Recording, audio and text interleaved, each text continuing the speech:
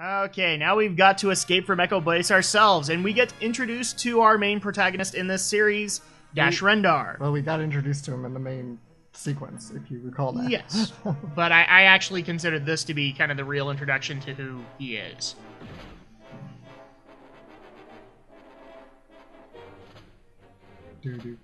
Catchy music. This is, of course, I think this is the only... we had to get our Alex Humming trope in here. This is the only non-Empire Strikes Back track used, aside from the original music that was written for this. This is from A New Hope, Battle of Yavin. And it works, in my opinion. Yeah, this music overall is just great. Yeah. Speaking of the J.J. Abrams movie, you did hear that John Williams said he'd come back. Well, that's good, because Williams is practically retired except for doing... He just takes on special projects, I think, at this point. Pretty much does things for Spielberg now. I think the last... Yeah, because he came out of retirement for the first Harry Potter movie, to my knowledge. He wasn't quite retired then. He was still active. Wow. Blasted Wampas. It's okay, Alex. They're Wampas. They just want to hug you. Some dude is having some weird flashbacks to Skyrim or something where the big monster is just about to kill you. It works. Back to John Williams for a second. The name of the game: distract Alex while he's trying to escape from Echo Base. We have no problem with this.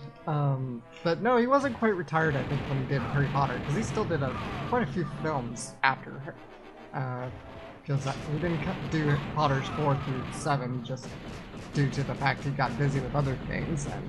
But now he's pretty much kind of retired. He only really does maybe one film a year at best. And he's very selective with it. Mm-hmm. So it'll be interesting what he does with the new Star Wars trilogy and how much leeway Disney's going to give him. Things like that. I don't know. Like I've said, I am worried. What about you, Alex? I say cautiously optimistic. It is fun to see, yet another Star Wars series after so long. I mean, last real main series title was 2005, Revenge of the Sith. Mm-hmm.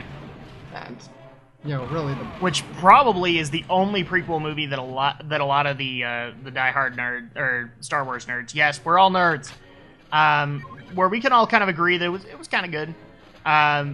You may have your mixed viewpoints with episodes 1 and 2. Mm-hmm. I personally think they could have just done 3 and been okay. But that's me. I personally think 1 isn't as bad as everybody says it is. It's not bad, but unfortunately it does get shadowed by the fact that you had... I can't remember the kid's name, the young Anakin. Oh, Jake Lloyd. Yeah. Jake Lloyd, who wasn't the most stellar of child actors, if there can actually be considered a stellar child actor. Well, sure, there's plenty of good child actors. Well, because you're always going to have problems. And then the other thing was, obviously, Jar Jar Binks that kind of dragged that down.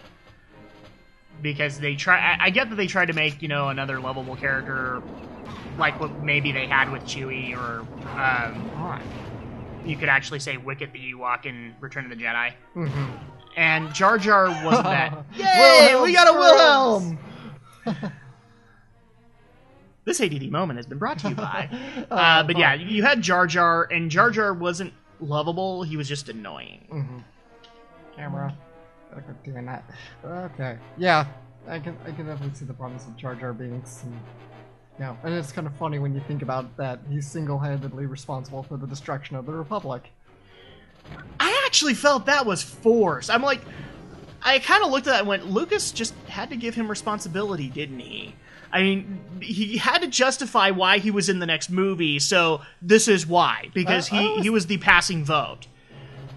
Maybe it's a way of Lucas being clever, because everybody hated Jar Jar, so maybe he's like, okay, I get it, you hate Jar Jar Binks, so I'll make him the character who destroys the Republic, so... I mean, I don't know how to take that. Was that supposed to be a middle finger to all the people who didn't like Jar Jar? Was it, there are so many ways that could be interpreted. All I know is, it pretty much solidified Jar Jar hatred. Where do you guys keep coming from? It's like dark forces. They just keep coming from everywhere.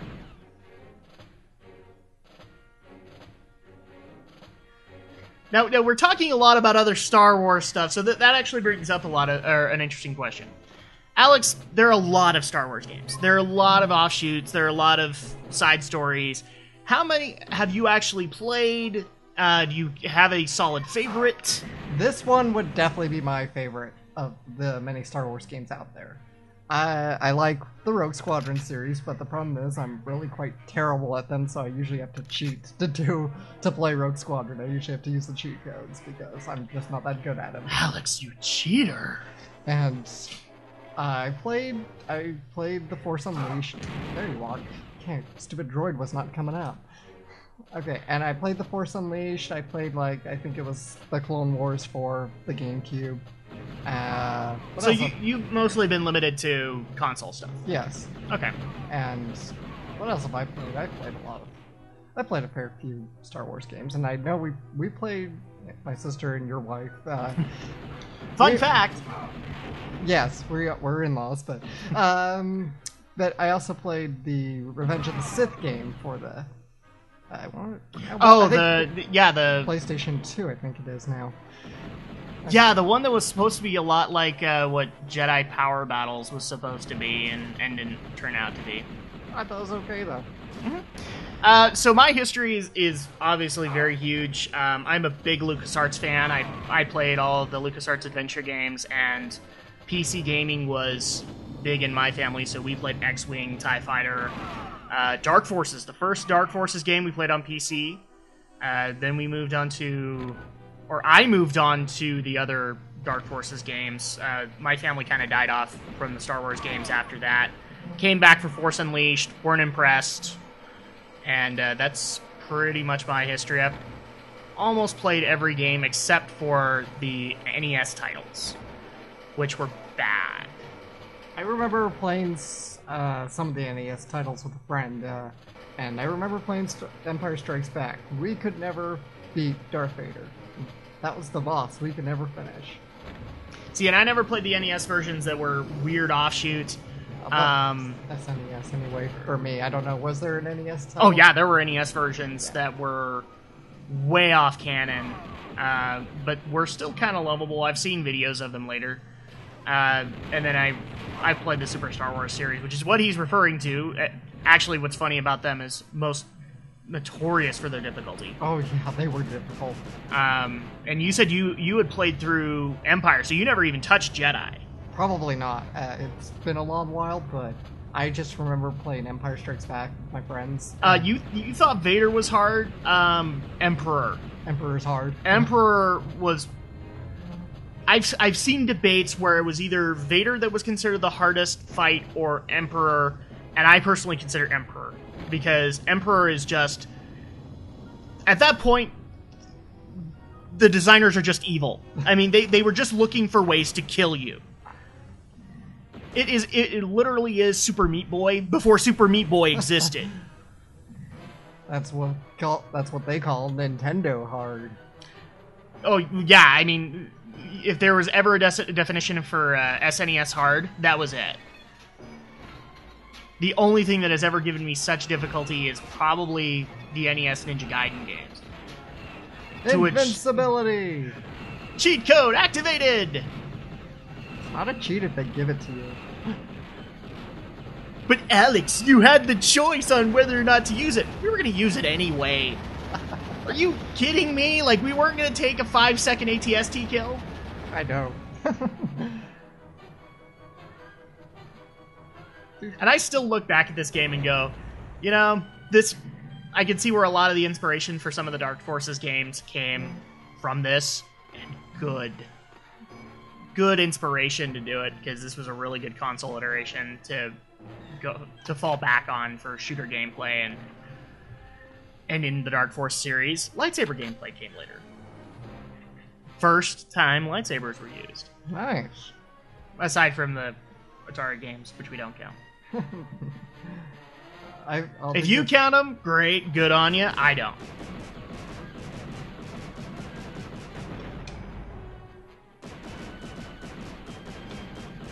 There is a challenge point in here. I'll get it because it's there and it's easy to find.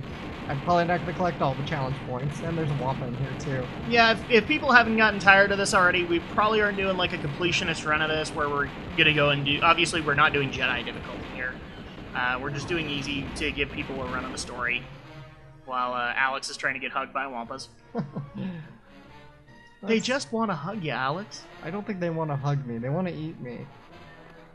Well, that involves hugging. I mean, after all, they gotta get their arms around you so they can go round. Good point. Good point. The hug of doom.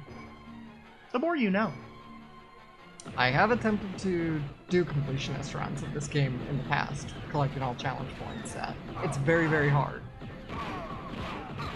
Come on, auto aim. Yeah, I tried to do a completionist run myself, but failed, I think, right around Gaul Spaceport. I was like, screw it. I'm done with this game. I'm going back to Hoth. No, they're in your ship. It is possible to take off with them and still in the ship. It's pretty funny when you think about it. Kidnapping. The more you know. Those Imperial scum. And we're bounty hunters. We don't care. Isn't that what he's... No, he's a smuggler. Smug.